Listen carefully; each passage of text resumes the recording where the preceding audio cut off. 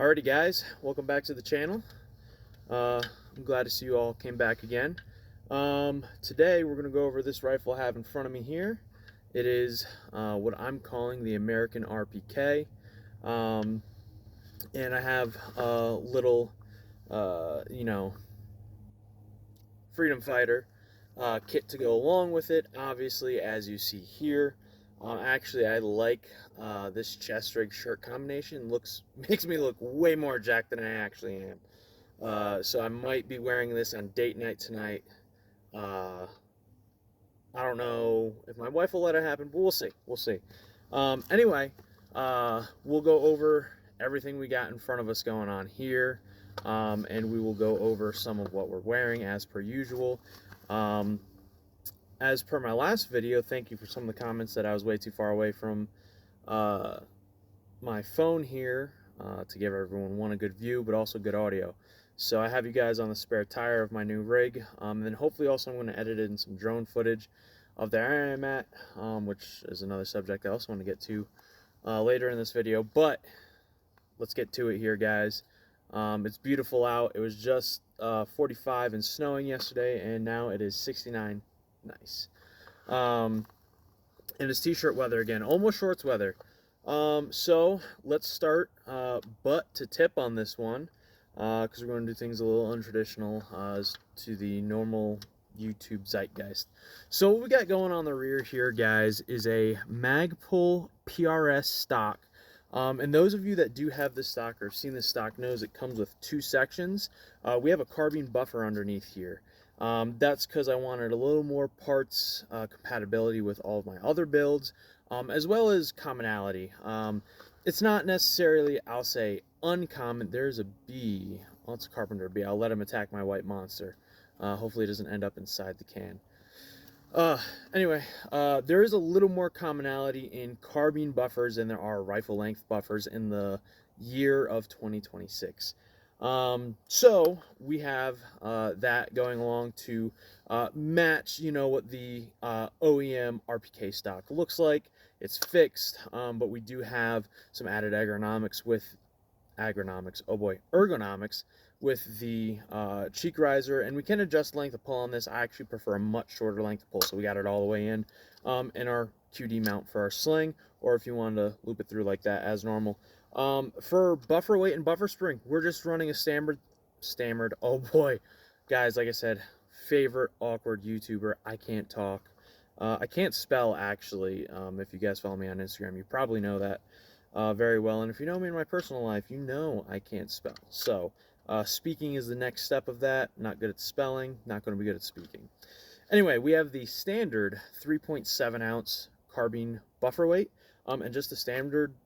Again, standard. Oh my goodness, here we go. Beautiful day, beautiful day. We have the standard carbine buffer spring. If you went with an equivalent to like Springco springs, it's the same as their white spring, but the white spring is rated for like higher amount of cycles per life. You could put it on the spring before it wears out. So there's that. Moving up from there, I had a Knight's Armament sight on the back of this, and I did rob it. For the other gun I've been teasing on Instagram, my what I will tell you is now was carry handle build that I have shown with the M203 on it. It's now a flat top, guys. Gonna be honest with you, I had to go that way, and when I finally get around, I'm waiting on a couple more things to show up, but when I finally get around to making that video, when it is complete, and I've said it's been complete a couple times, and man, life changes, and then doors open, and I've been getting more and more into other things, which I'm going to leave for that video. But it's a heavy boy now, and I think you guys will appreciate some of, not all, but some of what's been done to it. So I believe this is just like it's a no brand like Amazon rare flip up site. I wanted to have something on here. Again, this is more of a range toy for me. So I took the Knight's Armament one off there because I wasn't really, I'm still not in the mood to drop, $200 on a rear sight for something that only comes out to the range every now and again. And then right behind that, and also in front of it, And let me get this unslung here for you. To the side of it, we are running a, who is it again? It's like Underdog Tactical, something like that. Someone will correct me in the comments. Side charging handle. Again, we're going with that RPK aesthetic. Now, I could have done a side charger like they have that is similar to how an RPK charges. But again, guys, this is the American RPK. We do things better than the communists. So we have a left-hand side charging handle. And if you guys see here, if it's focusing good enough, it mounts back here. They have 3 different options. They have one that can mount all the way in the rear. They're called this one the middle. It's kind of like the back 2nd, 3rd, or back 1/3, whatever you want to call it. And then one that mounts all the way at the front. But I wanted that one because, as you see here, we have, moving up, and you guys will notice this from my BRN 180 video, we have the Primary Arms Micro Prism 5X with the Hero Mod RMR mount and a Holosun 509T with 100 Concepts kill flash on that, and then just the Primary Arms kill flash on the 5X in front of that. Gonna be honest with you, I have completely spaced on the name of who makes this carry handle. I looked all this up last night and I forgot, but I will say we're perfectly balanced here, boys, and it is very nice for when you want to like run that way. I'm not doing cardio right now, or if you want to run that way, or even running up the hill. It's very, very nice, very well balanced, decently made, attached to the Picatinny, obviously, as you see, and it's got the polymer handle. I really don't, sorry, I was all up in your business, I apologize. I really don't train carrying it like this. Again, this is more of a range toy, so I'm not going to really speak to the greatness or reliability on this carry handle. The one thing I will note is from what usage it has gotten, if my camera will pick it up, is there is some wear around where the C-clip comes up, so I would be concerned over some potential long-term usage, I should say long-term heavy usage of this handle, either breaking that clip off or completely wearing out and eventually just slipping off. Just something to take note of, and again, I've completely spaced on the name for who makes that. Moving up from, well, let's talk about the Primary Arms 5X again for a second, guys. As I ADHD trail back into my sling. Oi! Let's talk about the 5X. So, the 5X itself. This bad mammer jammer, we still have the tan and brown paint job on it. I have a, not necessarily even a love-hate, just a love-dislike relationship with this optic. It's a fantastic optic. You guys have seen on the channel, I love Primary Arms. I run a lot of their stuff. Not all my optics, you know, including like dots or Primary Arms, because Holosun does a great job of making dots. But there are some definite drawbacks. The eye box is super tight like an ACOG. And also your field of view, because it is a micro, I believe it's a 30mm or like 31mm objective lens, is you have super small field of view at your 100 yards, your 200 yards compared to other optics on the market. That being said, the reticle is amazing. Glass quality is great for the price. I forget what they're going. I want to say these are like $330 shipped. On most places you can get them, like Optics Planet typically does like 15% off and or free shipping. You get it for like $330 out the door. It's awesome. We're still rocking the ADM QD mount. That's been holding up great. The return to zero, I have no issues. It's been wonderful. The Holosun 509T is actually going to be coming off of here soon, and I'll be putting on the CZ. I'll be showing you here in a minute or two. No complaints. It's a 509T. It's an enclosed emitter green dot. It works. You know, there's really nothing to say, go in depth on that. Other than that, the BDC reticle on the Prism is awesome. Especially being a 20-inch barrel, the holds are pretty much true for this thing, which is super, super nice. But yeah, so let's move on from there. Before we get to what we got going on the front, let's finish off the loader, guys. We have just a standard PSA mil-spec lower. I bought a stripped one. when it comes down to it, guys, and I'll get to the upper receiver in a second, guys, mil spec is mil spec. Unless you are building a super tight shooting 18-inch plus precision AR-15, and even then you're not going to be running 5.56, guys. 6 arc.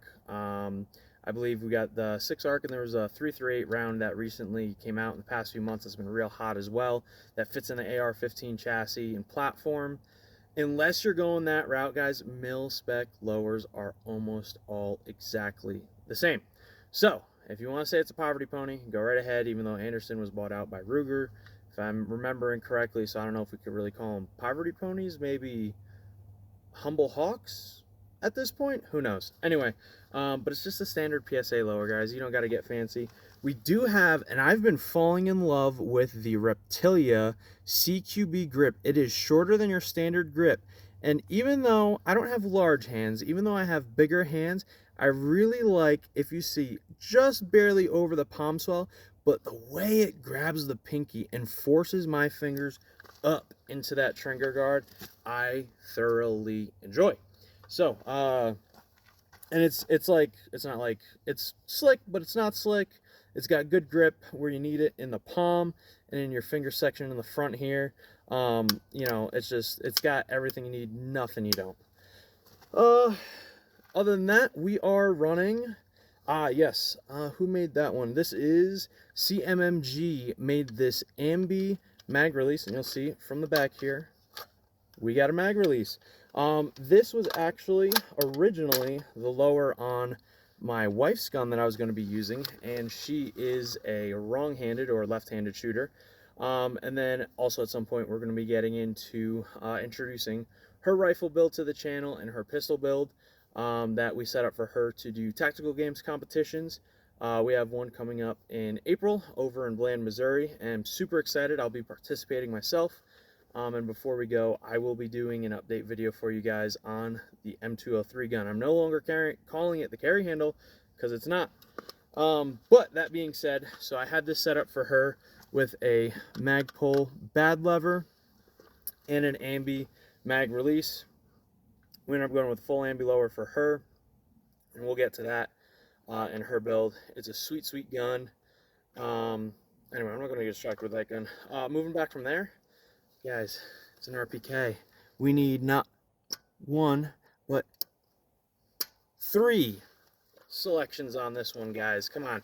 You already know, Hoffman style super safety. I want to say this one was, it's either a Fudd Arms or I got it from a guy who was having these machined locally. It is like, I think it's Carpenter 120 tool steel. If I'm remembering correctly on this one, I can't remember between that one or my truck gun. I think they're actually both the same. Don't quote me on that because I don't exactly remember right now. And then, as you see here, we are loading with 40 rounders. Guys, again, RPK is the vibe we're going for here. So we have Global Ordnance 40 rounders, and you can see we have been using this bad mammer jammer. This is not as dirty as my other 30 rounders because, again, we'll get to what's in the upper. I don't have the CAC K-Spec down vent in this one because it's a rifle length gas system. I'm really not experiencing that much gas, to be honest with you. But these Global Ordnance 40 rounders, guys, I've never had combat experience, and I hope I don't, but these things run so well. I've never had an issue with feeding. I've never had an issue with bolt lock on any of the platforms I run for 5.56, which is pretty much all we run these days, actually. Guys, get them. They're awesome. And then we'll also get to the chest rig and how they fit and stuff. But yeah, guys, these Global Ordnance 40 rounders, I've been testing them out. They're awesome. They don't skip a beat. All right, so now let's move to the upper. Again, we got a little bougie, guys. We got a little bougie. We have a BCM upper on this. Very nice. Thank you for the round of applause. Honestly, I bought the upper barrel and front sight block and gas assembly all assembled. It did not come with a charging handle, handguard, BCG, any of that stuff. So slapped it all together. Again, I think it's either Underworld Tactical or like Underdog Tactical charging handle. And then on the inside, we have a Angstadt Arms BCG. Guys, BCGs, when it comes down to it, the only difference I have ever noticed, other than being a full auto cut and a semi-auto cut, is the CAC down vent for the K-Spec. That's it. Other than that, guys, don't get me wrong, you can get some Chinesium stuff and it probably will break, but I've never had an issue with bolt carrier groups with bolts. Just spend money on a decent one. You know, if you're spending $100 on one, it's probably good. It's a secret people don't want you to know. But that being said, this one has been fantastic. I've noticed no irregular wear or ejection running the FRT on this one. So I've run a few different things from Angstadt Arms before in the past, and they are a company I will continue to buy from when they have stuff that I like. Now let's move forward to what we got going on the front end. Again, guys, it's a BCM barrel. It's a 20-inch because, again, we're going for the RPK aesthetic. I'm going to gloss over the handguard real quick. And again, fixed A2 front sight block. Because, again, guys, RPK aesthetic, they have a fixed front sight block on there. That also is the gas block. This is a 1-in-7 twist rate. It's nothing fancy. Heavy barrel. It's for putting rounds down range. Now, see, I don't like ambi release for myself because that typically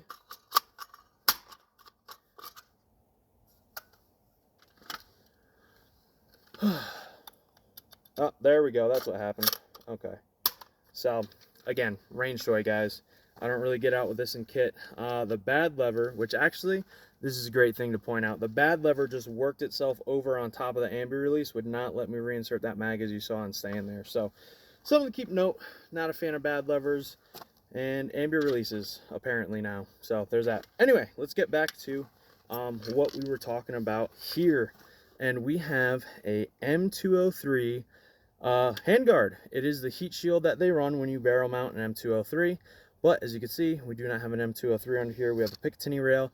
I literally took your standard A2 handguard and cut it down, attached a aluminum Picatinny rail, an Arisaka hand stop, thumb stop, whichever they want to call it. Attached some Picatinny on this side with the Scout. I believe this one's the Scout dual fuel, the 100K Candela head. This one also came off the BRN 180. It's a great light. I have nothing else to say. It's standard Scout pressure pad in the rear. And yes, if you're wondering, the BR 180 is gone. We've made some changes in the last couple months to the safe setup. And we've gotten rid of some guns. We've really downsized. And we're focusing a lot more on the guns that matter for what we're doing. And potentially what we'll be doing for competition. Anyway, I think I just got like a cheapo like Monstrum mount for the Scout light, I want to say. Just put it on there. Again, range toy, nothing too crazy. And then we have an M60 style bipod, which if you go on, this is a $40 bipod, guys. It is like Chinesium, but it's worked. It's been fine. You can see here, it freely swivels as well, the way we have it set up. Hasn't created any issues. You can go on eBike, find it for like 40 or 50 bucks. I think it's called like the M182 Sniper bipod. And then you do have to hog it out with a 3/4 inch or 0.75 drill bit to get it go on your barrel.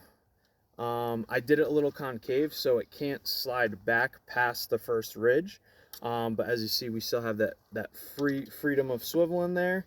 And guys, again, it's the RPK aesthetic that we're going for.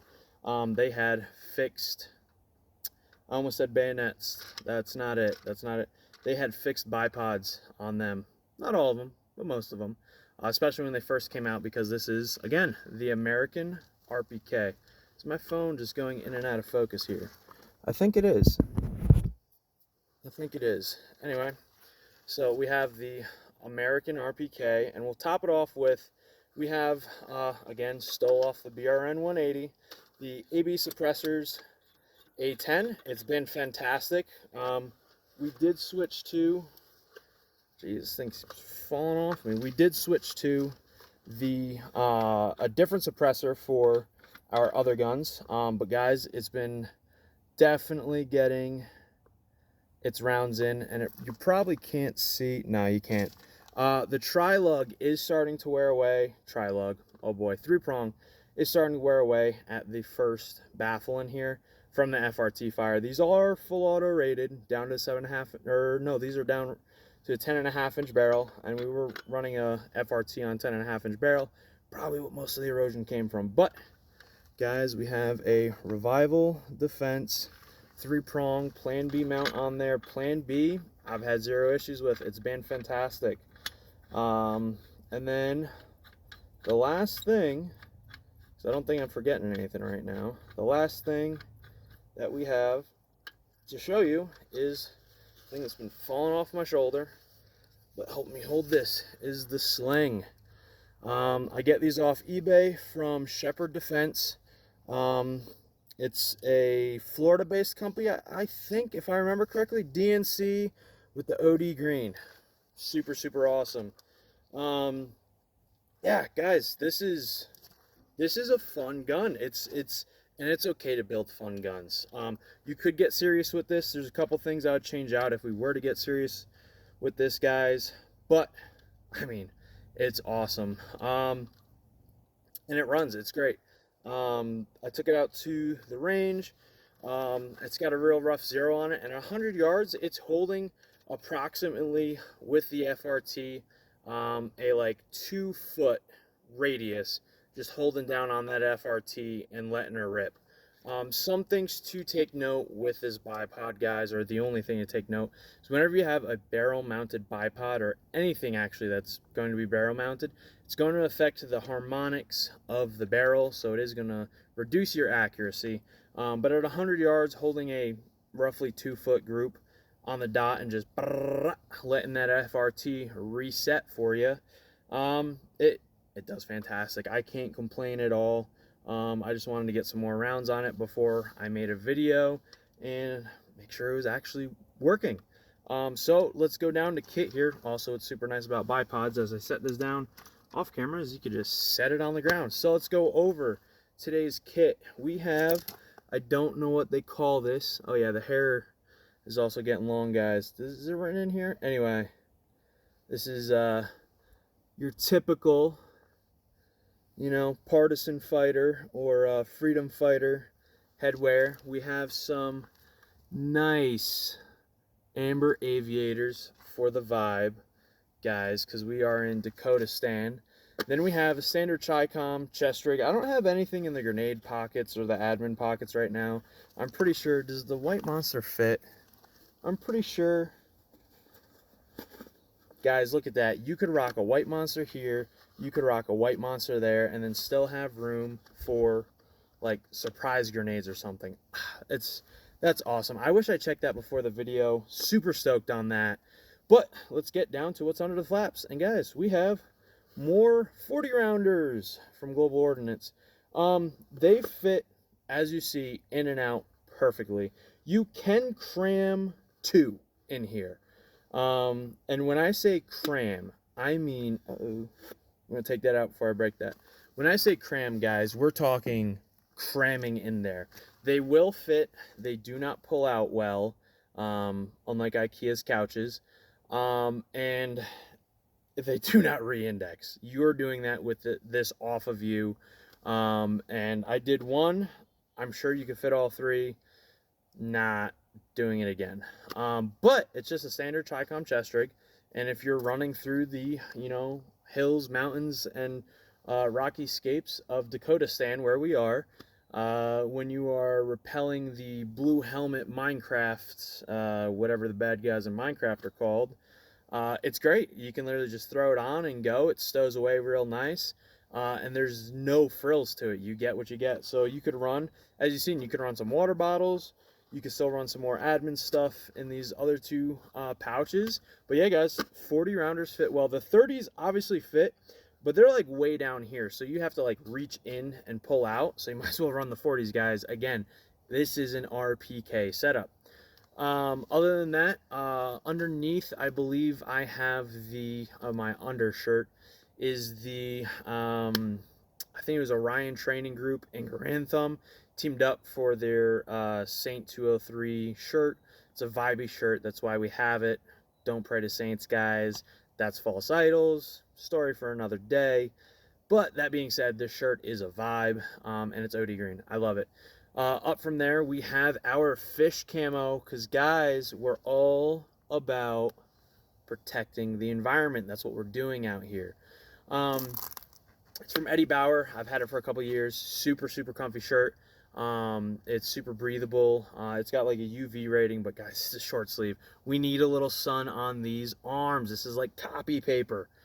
Anyway, moving down from there, we got some Dickies suspenders on. I've become a huge fan of wearing suspenders. I don't know if it's because I'm getting old or I just don't like my pants falling down anymore. Under that, we have a, oh man, guys, I forgot another company. It's a ratchet and carry belt. I know that much. I forget who makes it. Oh man, I'm like drawing a blank here. It's like, it's not G-Force. I forget who makes it, guys, but it's an awesome belt. I run it for work. I've probably talked about it before on the channel. On that, we have some, we'll back up maybe. I'll get too far off camera. We have some nice Wrangler ATG trail pants. Under that, we have the standard Hanes cotton boxers. And then I finally remembered the sock company that I always wear, because we have our, again, guys, we're in Dakota Stan, rocking the RPK. You gotta have your Jerusalem Cruisers on. But the socks, they're smart wool socks. They're the ones that come up to pretty much the knee. They are awesome, guys. They're merino wool. I think they have like a 3% polyester in there for like the elastic. But it's a great sock. It's the only sock I own. Ask my wife, only sock I own.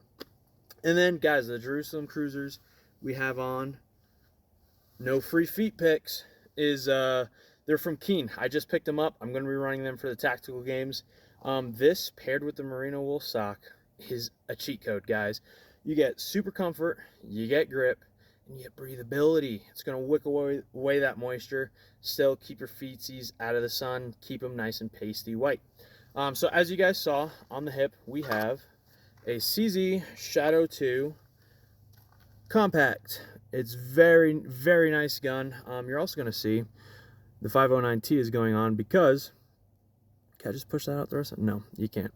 But the glass on my Burris fast fire is falling out. I've only had this on this gun for like a couple hundred rounds and it's falling out. But we have the GL4 Pro, which came off of the M203 gun, and actually it is a great pistol light, and it gives you IR capabilities with your pistol. There are companies that make holsters for the Surefire VXL2, I believe. This is what it is a clone of, and there are companies that make them for the GL4 Pro. I found a Canadian-based company that does that. We're running Metgar mags with the blue followers. We have some Hornady hollow points in there. Eventually, though, my wife will be upgrading to this gun, and this gun is fantastic. I am actually looking to downgrade to the CZ75. I believe they call it like combat or tactical package. It's essentially the same gun, just with less upgrades to it. I don't require a race gun, but we'll put the 509T on here. And then when the wife's ready to upgrade out of her Glock, she's going to get this, which the Glock also takes CZ75 mags. We'll talk about that in the video when we go over her kit. Guys, I'm rambling at this point. We're already at 30 minutes of talking. We'll go over this more when it comes to the tactical games loadout, but just thought I should show it off. Oh, real quick, guys. Every single day, I carry the Surefire Wedge Light. You can see this one's got some wear to it. This is not one of the ones that I bring to work. I kid you not, I have like 8 of these lights because I'm constantly rotating them on the charger. A full charge lasts me about a day at work. Normally, pause. When I have this at work, it's in my mouth, pause, right there. And it's great. I think it's like, this setting is like 600 or 800 lumens, and then you have 1,000 lumens if you just push it and hold it all the way forward. This is great for work. It's great for every day. If you just need something, pull it out and look at it. But guys, I use this for work. I do HVAC and plumbing, and this light is fantastic. They're like 80 bucks on eBay. Go pick you up like 5 of these things. You have one every single day of the week. That way you can just swap out charges, and literally it will run all day for you. Drop them, throw them. They're waterproof. These are great. Anyway, we've been rambling, guys. I'm going to get some drone footage here in a second, but I'm going to just show you what my view is real quick and what some of my rants are about just life in general. This around, look at that, guys. Also, we're back in a G Series van. There's a cute little DJI Neo. This is the view we have today. Here, let's zoom back a little bit for you. So you see that pink ribbon right there? Right there. There's pink ribbons going up that way. There's pink ribbons going up this way. Yes, I'm filming in the middle of a trail. Don't worry. GFP has not opened it yet, but you can see what a beautiful spot we're in, guys. Also, we will go over this in a little bit. Not today, another video. But look at this, guys. So one of the things I want to talk about on a very serious note is we need to stop taking for granted what we have in nothingness. And that just goes to more things in life. But nothing being here other than what God has given us is a larger blessing than what we know. And these pink ribbons go all the way up along that way, and they go all the way up along this hill. And the trail I'm on, I'm not going to name the trail, but the trail I'm on is currently being developed down that way. This is a public access road right now to get to GFP land, Black Hills Forest, stuff like that. And it's currently being developed right now by a company. I used to live literally 3 miles down the road here. And the road, this is very good condition for this section of trail, but the road used to be nice and bumpy. There was a couple spots you actually, depending on what you were driving, needed 4-wheel drive to get up through, and it's all gravel. It's all smooth. They're tearing out trees upon trees with no intent of use. They're just shredding them. They're not going to be using them for making boards. They're not cutting them into firewood. They're just going in dumpsters, and they're going somewhere else. Now, hopefully somewhere else they're using them.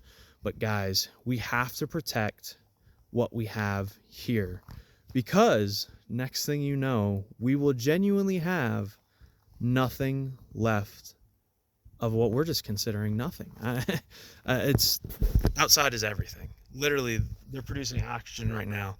They're giving the animals we eat and hunt and enjoy looking at food and shelter and life and sustainment. And you know, if anyone else lives in the Black Hills, you know, we're building nonstop, and we don't need it.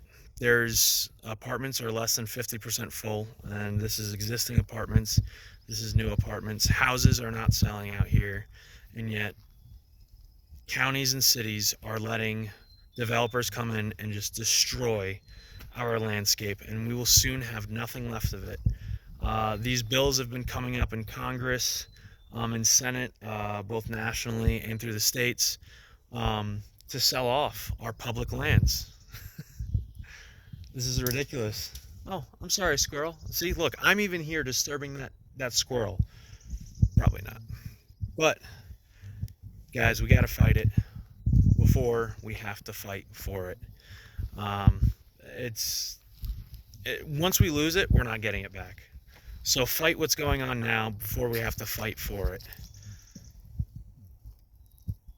You don't hear anyone else. It's amazing to be out here like this. And literally right up to this gate, even though the road is public access, it's private property on both sides. It got sold off to a developer, and who knows, a year from now, 2 years from now, maybe not further than that, there's going to be a house right here, right butted up to GFP land. And they're going to complain about you coming up here and hiking and riding your bike and your side-by-sides and your four-wheel drives. So yeah, it's a little bit of a sadder note, but it's kind of how I'm feeling coming up here. And I'll have some video and stuff posted on Instagram of what the rest of the trail looks like. And without like putting the developer out there, they're here making their money. I understand what they're doing. They are not necessarily the bad guy, so I'm not going to put them on blast, but they're not helping.